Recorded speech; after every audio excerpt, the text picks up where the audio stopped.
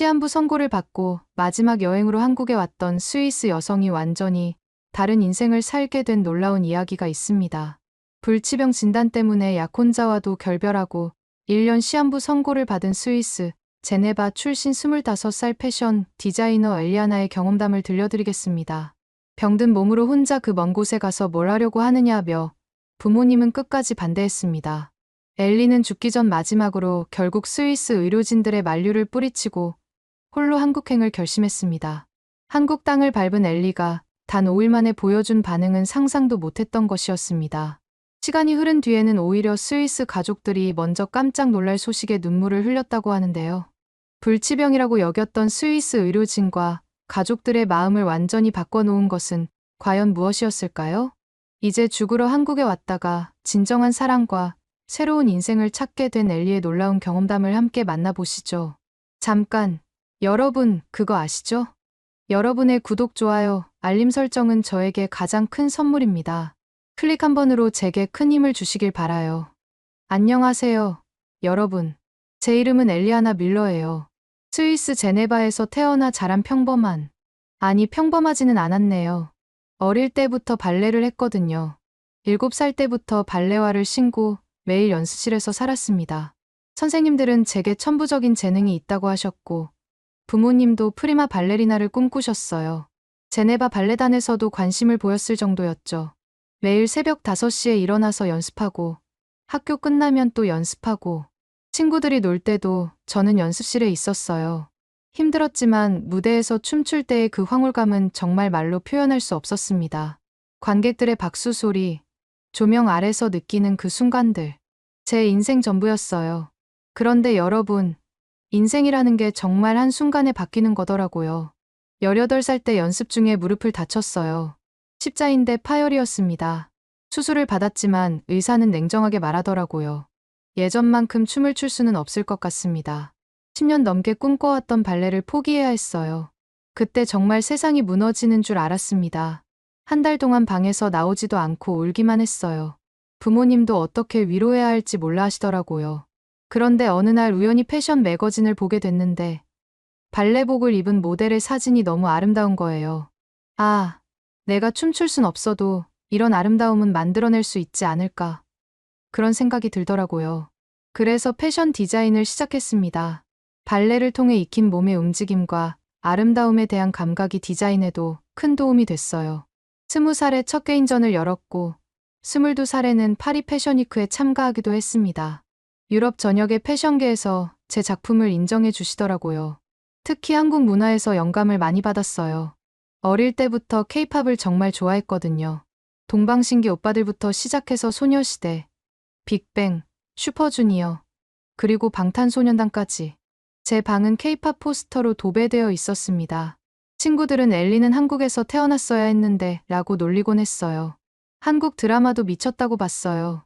겨울 연가를 본 후에는 정말 며칠 동안 울었거든요.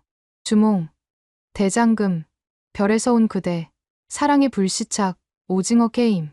정말 한 편도 빠뜨리지 않고 봤어요. 한국어도 독학으로 공부했고요. 그래서 간단한 회화는 할 수 있을 정도였습니다. 한식도 정말 사랑했어요. 제네바에 한국 음식점이 몇 군데 있는데 거기는 제 단골집이었어요. 김치찌개, 비빔밥, 불고기, 삼겹살.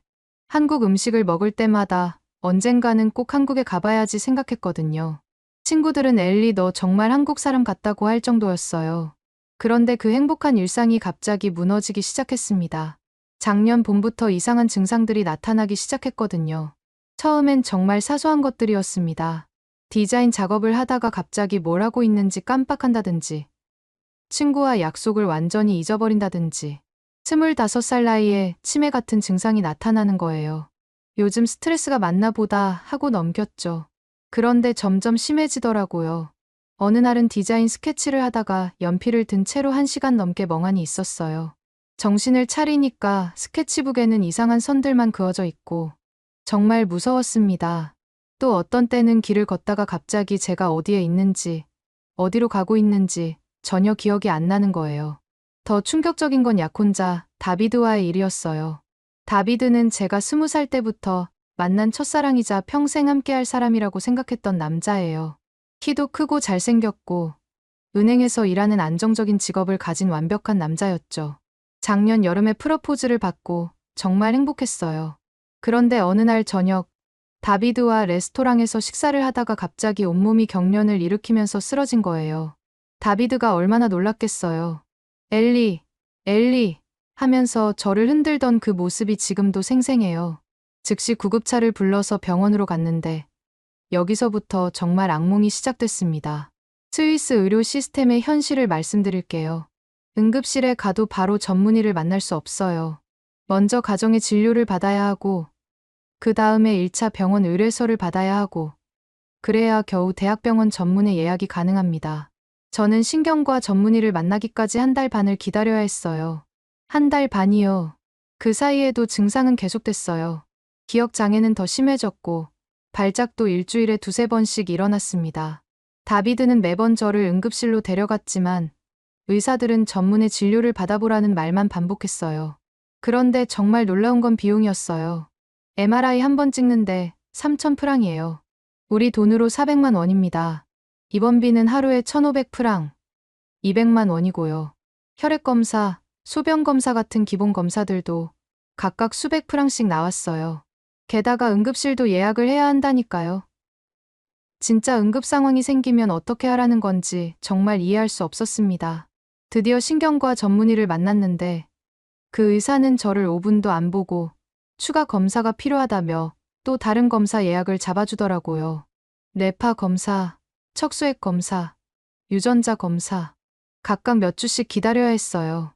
그런데 여러분, 여기서 정말 기가 막힌 일이 벌어져요. 몇 달간의 검사 끝에 의사가 제게 한 말은 지금도 소름이 돋아요. 크로이츠펠트야 코프병 같습니다. 퇴행성 뇌질환이에요.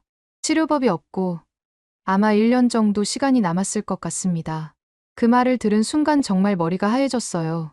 25살의 시한부 선고라니요. 1년이요? 정말 1년밖에 못 사는 건가요? 제가 떨리는 목소리로 물어봤지만 의사는 냉정하게 유감스럽지만 그렇습니다라고 대답했어요. 꿈도 많고 사랑하는 사람도 있고 앞으로 이루고 싶은 일들도 많았는데 갑자기 1년이라고 하니까 받아들일 수가 없었습니다. 더 절망적인 건 스위스 의료진들의 태도였어요. 각 과별로 완전히 따로 놀더라고요. 신경과에서는 뇌 영상만 보고 뇌과에서는 혈액 검사 결과만 보고 면역내과에서는 또 다른 검사만 하고 서로 소통이 전혀 안 되는 것 같았어요. 제가 다른 치료 방법은 없나요? 라고 물어봐도 6개월 후에 재검사 받으러 오세요라는 말만 반복하더라고요. 약혼자 다비드도 처음엔 함께 하겠다고 했지만 시간이 지날수록 점점 멀어졌어요. 병원비만 해도 1달에 몇천만 원씩 나가니까 부담이 컸을 거고 무엇보다 시한부 환자와 결혼한다는 것에 대한 부담감이 컸을 거예요. 결국 석 달 후에 약혼을 파기했습니다. 미안해, 엘리. 난 아직 준비가 안 됐어. 그 말을 들었을 때 정말 세상에 혼자 남겨진 기분이었어요. 부모님도 어떻게 위로해야 할지 몰라 하셨어요. 아빠는 다른 병원에 가보자고 하셨지만 스위스 내 다른 병원들도 똑같은 진단을 내렸습니다. 엄마는 매일 울기만 하셨고요. 집안 분위기가 완전히 장례식장 같았어요. 그런데 여러분, 절망 속에서도 한 가지 소망이 있었어요. 바로 한국이었습니다. 어차피 1년밖에 못 산다면 가장 가고 싶었던 곳에서 마지막을 보내자. 그런 생각이 들더라고요. 평생 꿈꿔왔던 한국에서 남은 시간을 보내고 싶었어요. K-팝 콘서트도 보고 한국 음식도 실컷 먹고 한국어로 대화도 해보고 부모님은 그 꿈 알렸습니다. 병든 몸으로 혼자 그 먼 곳에 가서 뭘 하려고 하느냐고 하시더라고요. 스위스 의사들도 해외여행은 위험하다. 언제 응급 상황이 올지 모른다고 만류했어요. 혹시 한국에서 발작이 일어나면 어떻게 할 거냐고 걱정하셨죠. 하지만 저는 마음을 정했습니다. 남은 시간을 병원에서 절망적으로 보내느니 차라리 꿈꿔왔던 한국에서 행복하게 보내고 싶었어요. 죽어도 한국에서 죽겠다고 선언했죠. 통장을 정리하고 집도 정리하고 친구들과도 작별 인사를 했어요. 모든 사람들이 마지막 여행이라고 생각했죠. 저도 그렇게 생각했고요. 한국에서 K-팝 콘서트 한번 보고 맛있는 음식 먹고 아름다운 곳들 구경하다가 조용히 눈을 감으려고 했어요. 작년 가을, 저는 큰 짐 하나만 들고 서울행 비행기에 몸을 맡겼습니다. 13시간 비행 동안 한국어 회화책을 보면서 과연 내가 이 말을 써볼 기회가 많이 있을까 생각했어요. 그때만 해도 한국에서 인생 최대의 기적을 만나게 될 줄은 꿈에도 몰랐습니다. 인천공항에 도착한 순간부터 놀랐어요. 공항 직원분이 영어는 물론 간단한 독일어까지 하시면서 친절하게 안내해 주시더라고요. 지하철 안내방송도 한국어, 영어, 중국어, 일본어로 나오고 스위스는 4개 공용어가 있지만 실제로는 각 지역에서만 쓰거든요. 그런데 한국은 외국인 배려가 정말 세심했어요. 공항철도를 타고 서울역까지 가는 동안 창밖 풍경을 보면서 정말 한국에 왔구나 실감했어요. 한국 드라마에서 본 그 풍경들이 실제로 눈앞에 펼쳐지니까 너무 신기했거든요. 홍대 근처 게스트하우스에 숙소를 잡았는데 사장님이 한국어를 못하는 저를 배려해서 영어로 친절하게 설명해 주시더라고요. 혹시 아픈 곳 있으면 언제든 말해요. 근처 병원 알려드릴게요 라고 하시는데 그 따뜻함이 정말 감동적이었어요. 첫 며칠은 정말 꿈만 같았습니다. 홍대 거리에서 버스킹하는 가수들을 보고 K-팝 댄스 배우는 체험도 하고 한국 친구들도 사귀었어요. 카페에서 아메리카노를 시키면서 서툰 한국어로 감사합니다라고 하면 사장님이 엄지손가락을 들어주시더라고요. 매일매일이 신기했어요. 길거리에서 파는 호떡은 정말 달콤하고 따뜻했고 붕어빵은 겉은 바삭하고 속은 달달했어요. 떡볶이는 맵긴 했지만 중독적인 맛이었고요. 한국 드라마에서 본 그대로였어요. 명동에서 쇼핑도 하고 경복궁도 구경하고 엔서울타워에도 올라가 봤어요. 매일 새로운 곳을 탐험하면서 아, 이런 게 진짜 여행이구나 생각했어요. 스위스에서는 병원과 집만 오가던 제가 이렇게 행복할 수 있다니 믿기지 않더라고요. 그런데 닷새째 되는 날이었어요. 홍대 거리에서 한국 전통 춤을 배우는 체험 프로그램에 참가했는데 부채춤을 배우고 있는데 갑자기 머리가 깨질 것처럼 아프더니 온몸에 경련이 일어나면서 그대로 쓰러졌어요. 의식을 잃기 직전에 아, 이렇게 한국에서 끝나는구나 싶었습니다. 그런데 여러분, 바로 여기서 정말 믿을 수 없는 일이 벌어져요. 눈을 뜨니까 하얀 천장이 보였어요. 여기가 어디지? 의식이 돌아오면서 주변을 둘러봤는데 분명히 병원이었습니다. 그런데 뭔가 달랐어요. 스위스 병원과는 완전히 다른 분위기였거든요. 제 옆에는 잘생긴 남자가 앉아 있었어요. 키도 크고 의사가운을 입고 있더라고요. 정신이 드셨군요. 저는 서울 아산병원 신경과 이민우 의사입니다. 홍대에서 쓰러지셔서 제가 응급처치를 해드렸어요. 그 순간 정말 놀랐습니다. 스위스에서는 응급실에서도 전문의를 만나기가 하늘의 별 따기였는데 여기서는 길거리에서 쓰러진 외국인을 신경과 전문의가 직접 응급처치를 해준다고요? 이게 대체 무슨 상황인지 이해할 수가 없었어요. 감사합니다, 정말. 그런데 병원비는 얼마나 나올까요? 제가 걱정스럽게 물어봤어요. 스위스에서는 응급실 한 번 가는데도 몇백만 원이 들어서 항상 병원비가 걱정이었거든요. 그런데 이민우 선생님이 웃으면서 일단 응급의료비 지원을 받으실 수 있어요. 외국인이어도 응급 상황에서는 한국이 도와드립니다라고 하시는 거예요. 정말 믿기지 않았어요. 스위스에서는 보험이 없으면 응급실 문조차 들어가기 어려웠는데 말이죠. 지금 당장 정밀검사를 해보겠습니다. 한국은 24시간 언제든 CT나 MRI 촬영이 가능해요. 이민우 선생님의 말에 또 한 번 놀랐어요. 스위스에서는 MRI 예약하려면 몇 주를 기다려야 했거든요. 그런데 더욱 놀라운 건 그 다음이었습니다. 스위스에서는 크로이츠펠트야코프병이라고 진단받았는데 라고 제가 말하니까 이민우 선생님의 표정이 갑자기 진지해지더라고요. 그 진단이 정확한지 의심스럽네요. 제가 보기에는 증상이 좀 다른 것 같은데 이상하다. 이 증상들은 퇴행성 질환이 아닌 것 같은데요. 정말로 2시간 만에 모든 검사가 끝났어요. 뇌 MRI, 뇌척수액 검사, 혈액 검사까지. 스위스에서는 이런 검사들을 받으려면 몇 달이 걸렸는데 한국에서는 하루 만에 다 끝나다니 정말 놀라웠습니다. 그런데 검사 과정에서 정말 감동적인 일이 벌어졌어요. MRI실로 가는 길에 이민우 선생님이 저희 병원 AI 진단 시스템은 세계 최고 수준입니다. 정확한 진단을 위해 최첨단 장비를 사용해서 검사할 거예요 라고 설명해 주시더라고요. AI 진단 시스템이라니 스위스에서는 들어본 적도 없는 얘기였어요. 정말 한국 의료 기술이 이렇게 발전된 건가 싶었습니다. 검사가 끝나고 기다리는 동안 정말 신기한 일이 벌어졌어요. 옆 병실에서 할머니 한 분이 오시더니 혼자 계시네요. 외국인이 혼자 있으면 얼마나 무서울까 하면서 사과를 깎아서 주시는 거예요. 할머니, 정말 감사해요. 근데 왜 이렇게 잘해주세요? 제가 서툰 한국어로 물어봤더니 할머니가 웃으시면서 우리나라에 온 손님인데 당연히 잘해줘야지. 아프면 더더욱 돌봐줘야 하고라고 하시더라고요. 그때 맞은편 병실에서 젊은 남자분이 나와서 어머니가 삼계탕을 너무 많이 끓이셨는데 양이 너무 많네요. 같이 드실래요? 라며 국그릇을 들고 오시는 거예요. 젓가락 사용법까지 친절하게 알려주시면서 말이죠. 또 다른 병실 며느리분은 반찬을 너무 많이 싸왔네요. 하면서 김치와 나물을 나눠주시더라고요. 스위스에서는 상상도 할 수 없는 일이었어요. 병원에서 환자들끼리, 보호자들끼리 이렇게 음식을 나누고 챙겨주다니요. 한국 사람들은 왜 이렇게 친절해요? 제가 감동받아서 물어봤더니 그분이 정이 많아서 그래요. 같이 아프면 같이 걱정하고 같이 기뻐하는 게 우리 문화예요 라고 설명해 주시더라고요. 그런데 더 놀라운 건 의료진들이었어요. 이민우 선생님은 퇴근 시간이 훨씬 지났는데도 제 검사 결과를 기다리고 계시는 거예요. 왜 이렇게 늦게까지 계세요? 라고 물어봤더니 환자분이 걱정되어서요. 퇴근 시간에도 환자 상태 확인하러 오는 게 당연하죠 라고 하시더라고요. 간호사분들도 마찬가지였어요. 오늘 컨디션은 어떠세요? 약 드시기 전에 식사는 하셨어요? 혹시 불편한 점 있으시면 언제든 말씀해 주세요. 정말 가족처럼 따뜻하게 대해주시더라고요.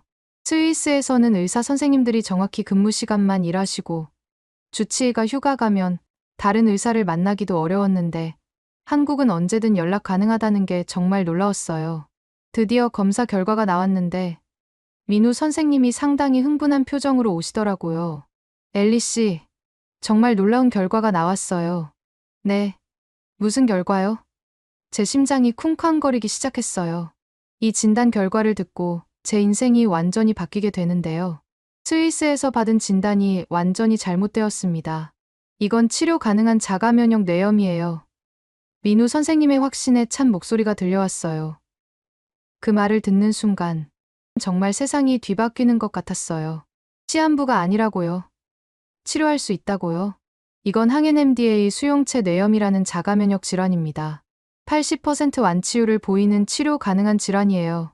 선생님의 말에 저는 그대로 울음을 터뜨렸습니다. 그런데 여기서 더욱 놀라운 일이 벌어져요. 우리 병원에 다학제 통합 치료팀이 있어요. 신경과, 면역내과, 재활의학과, 영양사까지 모든 전문가가 협력해서 치료할 거예요. 다학제 팀이요? 저는 그런 용어를 처음 들었어요. 네. 한국 의료의 특징 중 하나예요. 스위스에서는 각 과별로 따로따로 진료했는데 한국은 모든 전문가가 함께 회의해서 치료 방침을 정하거든요. 정말로 이틀 후에 다학제 회의가 열렸어요. 신경과, 면역내과, 재활의학과, 정신건강의학과, 영양팀까지 7명의 전문가가 제 치료를 위해 모인 거예요.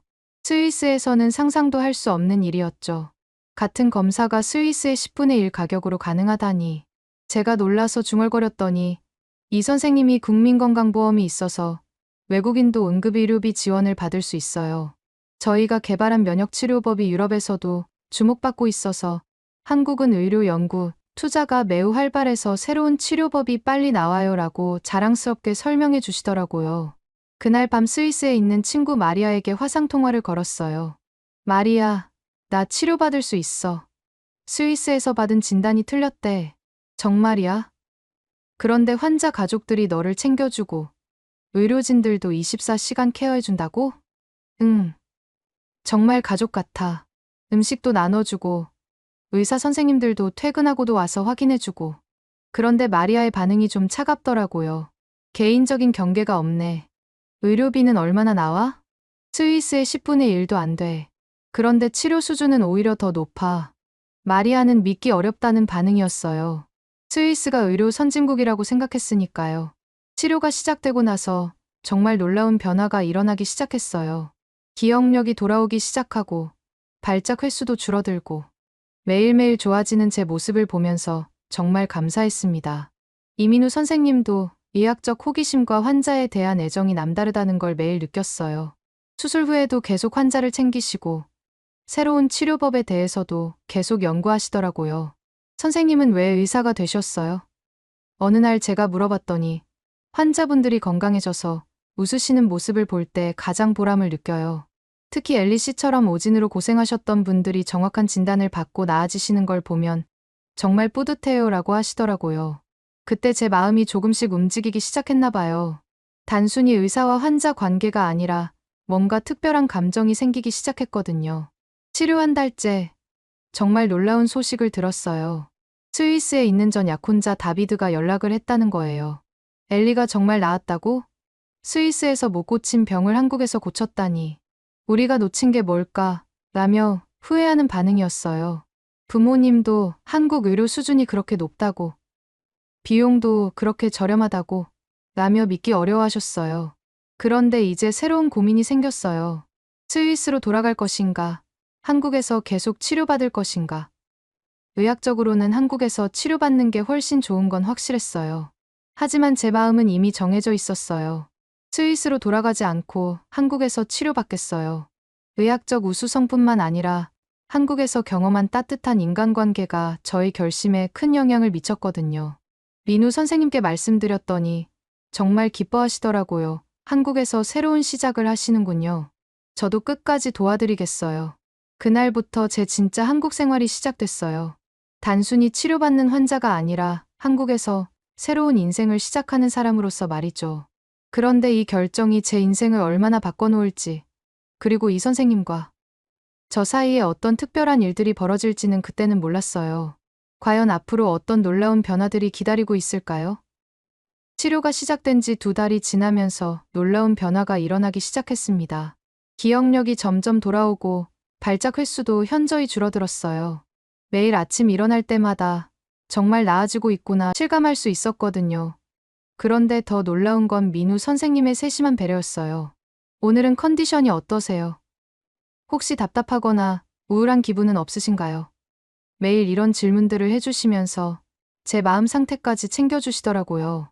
어느 날 이 선생님이 특별한 제안을 해주셨어요. 엘리 씨, 치료만으로는 부족합니다. 마음의 치유도 중요하거든요. 한국 문화도 체험해보면서 기분 전환을 해보시는 게 어떨까요? 그래서 시작된 게 저희 특별한 치유 데이트였습니다. 처음 함께 간 곳은 인사동의 작은 전통 찻집이었어요. 한옥 건물의 마루에 앉아서 따뜻한 대추차를 마시는데 창밖으로 보이는 고즈넉한 골목길이 마치 한 폭의 그림 같았어요. 스위스에는 이런 여유로운 차 문화가 없어요. 한국은 치료도, 문화도 마음을 편하게 해줘요. 제가 감탄하면서 말했더니 민우 씨가 한국의 치료 철학이 바로 그거예요. 몸과 마음을 함께 치료하는 것이죠 라고 설명해 주시더라고요. 가장 기억에 남는 건 북한산 둘레길이었습니다. 처음엔 걱정이 많았어요. 발작이 일어나면 어떻게 하나 싶어서요. 하지만 민우 씨가 제가 옆에 있으니까 걱정 마세요. 응급약도 챙겨왔습니다 라고 안심시켜 주시더라고요. 울창한 숲길을 걸으면서 스위스 알프스는 웅장하지만 차갑죠. 한국의 산은 포근하고 따뜻해요. 마치 한국 의료처럼요 라고 제가 말했더니 민우 씨가 정말 아름다운 비유네요 라며 웃으시더라고요. 그런데 여러분, 이때 정말 예상 못한 일이 벌어져요.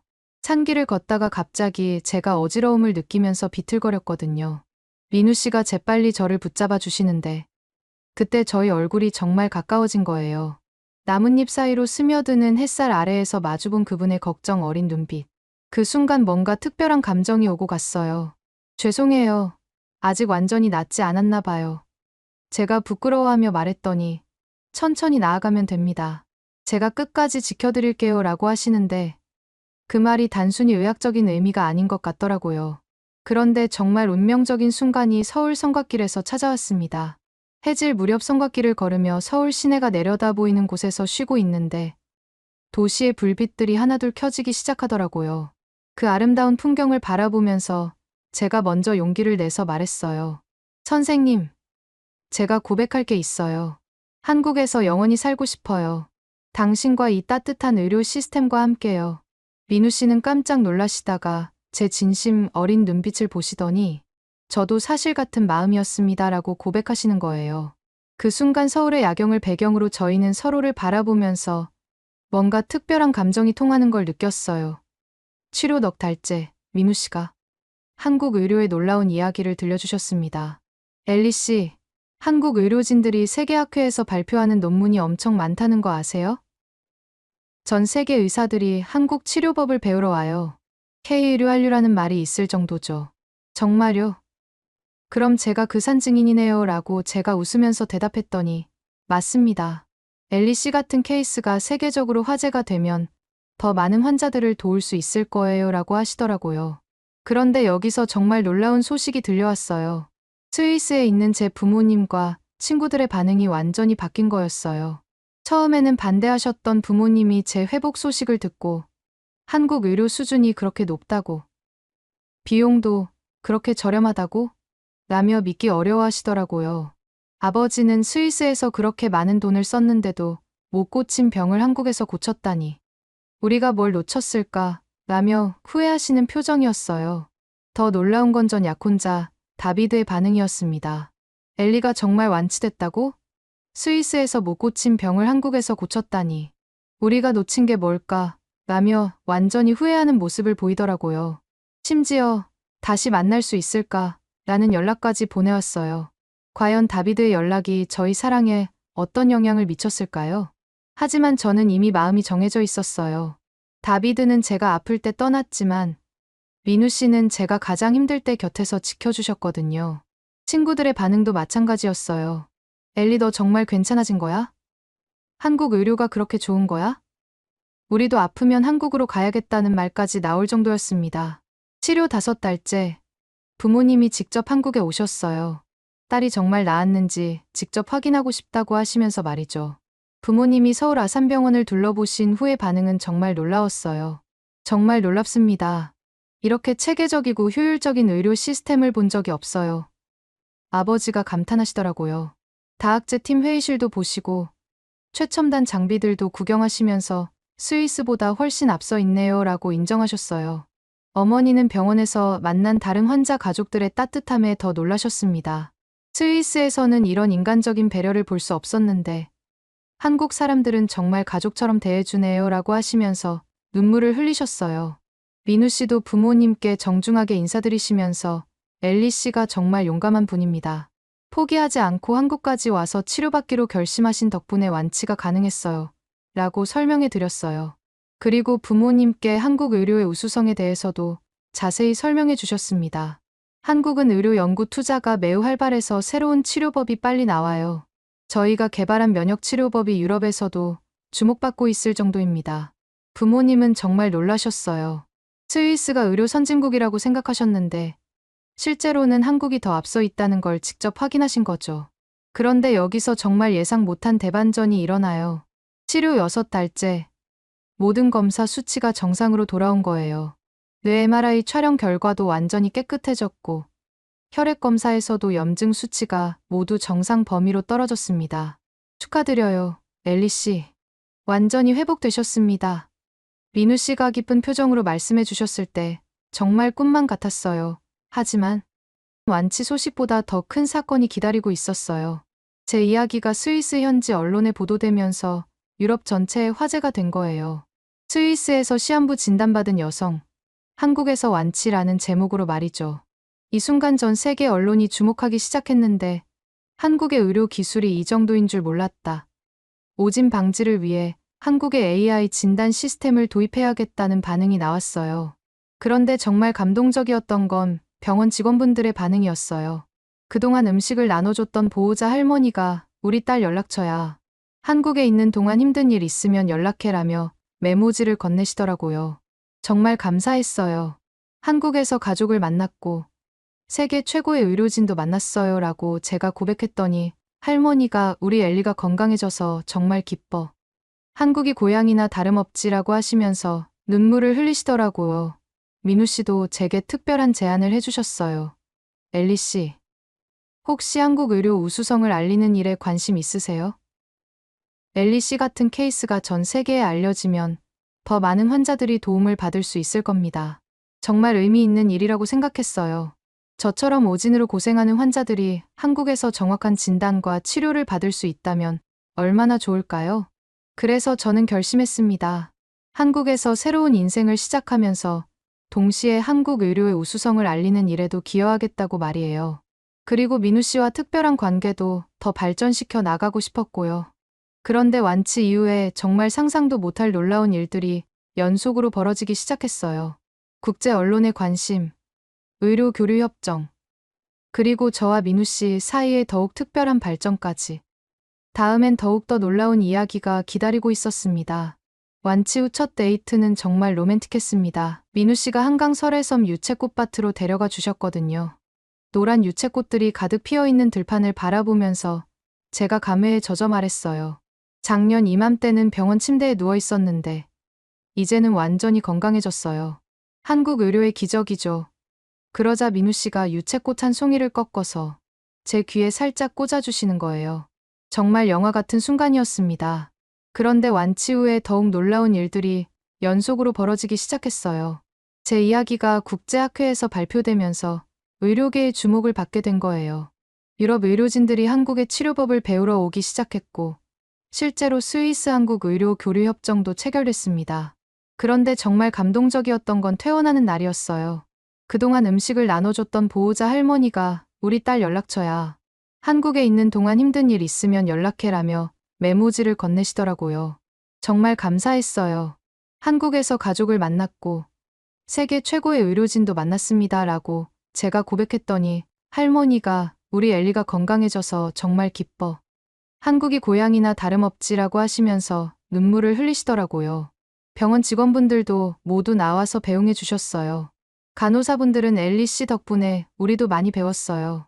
건강하게 잘 사세요라고 하시고 검사실 기사분들도 처음 왔을 때보다 얼마나 밝아지셨는지 몰라요라며 축하해 주시더라고요.